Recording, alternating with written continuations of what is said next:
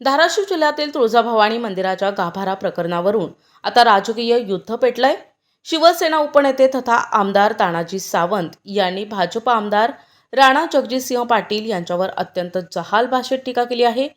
गाभाऱ्याचं पावित्र्य कशाला भंग करता अशा शब्दात सावंतांनी पाटलांना लक्ष्य केल्याने राजकीय वर्तुळात मोठी खळबळ उडाली आहे।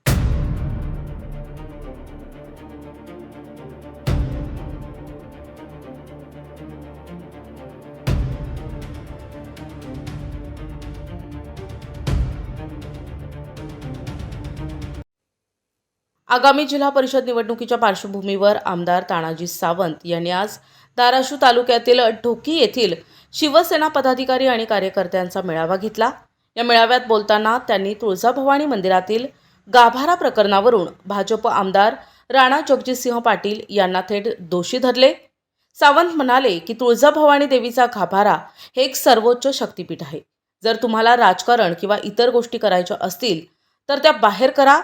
झक मारायची असेल तर बाहेर हात लावायचा, पण गाभाऱ्याचं पावित्र्य कशाला भंग करता।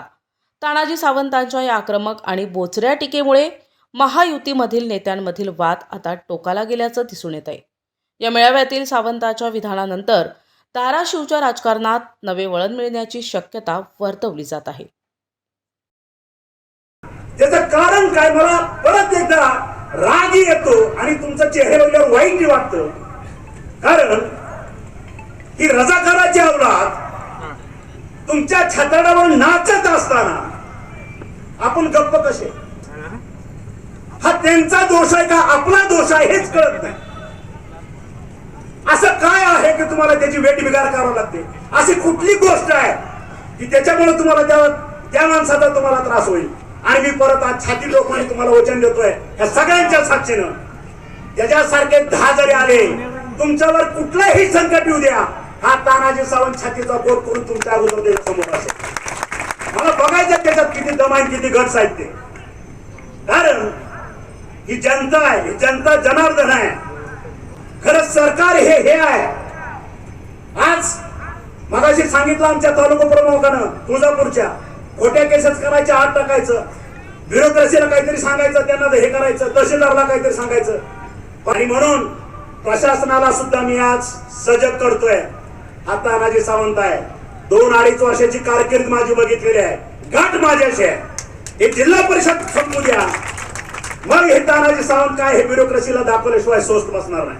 जनतेवर जर अन्याय करणार असाल, ज्याच्या पगारी तुम्ही खाता, ज्याच्या रक्ताच्या पैशातून तुमच्या तिजोरी भरतात आणि त्या तिजोरीत तुमच्या पगारी होतात, त्यांना जर त्रास द्यायची मानसिकता तुम्ही ठेवली राजकारण करत असाल, त्याला योग्य पद्धतीनं जाब दिल्याशिवाय तानाजी सावंत स्वस्थ बसणार हे मान्य नाही, हे सहन करणार नाही।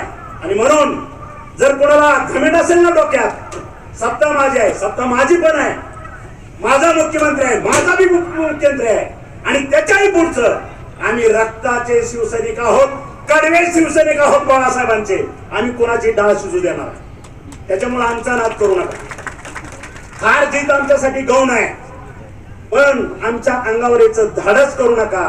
आला अंगावर घेतला शिंगावर, तू कुणी आस, मला काय देणं गेलं नाही।